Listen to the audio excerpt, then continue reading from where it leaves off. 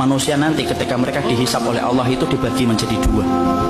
Ahlul afiyah, ahlul musibah.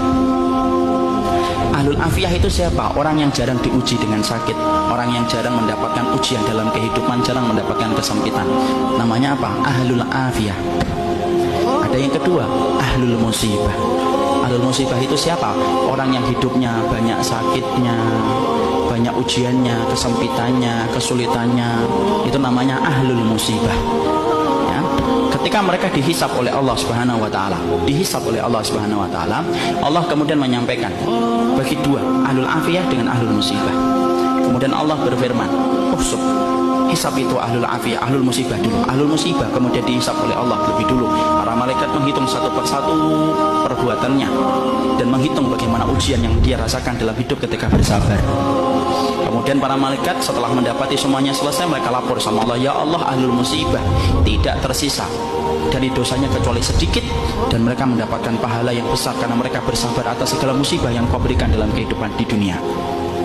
Antum tahu? Allah kemudian berfirman, "Utuhum salasa." Kasih mereka tiga perkara: khairan, manzilah, dan afiyah. Khairan, beri mereka kebaikan. Kebaikan kalau di akhirat apa? Surga. Beri mereka yang kedua, manzilah. Manzilah itu apa? Tempat yang paling tinggi di surga. Tempat itu tidak bisa diperoleh dengan sholat, tempat itu tidak bisa diperoleh dengan sedekah, tempat itu tidak bisa diperoleh dengan haji dan umrah. Tempat itu hanya bisa diperoleh bagi orang yang mereka diuji oleh Allah dalam hidupnya dan dia bersabar. Dan yang ketiga, afiyah. Kasih mereka kekuatan untuk menggantikan kekuatan yang aku ambil ketika aku menimpakan musibah kepada mereka. Maka ketika mereka dinaikkan ke tempat yang tinggi, ahlul afiyah, sebelum dihisab mereka mendongakkan kepala saking tingginya mereka.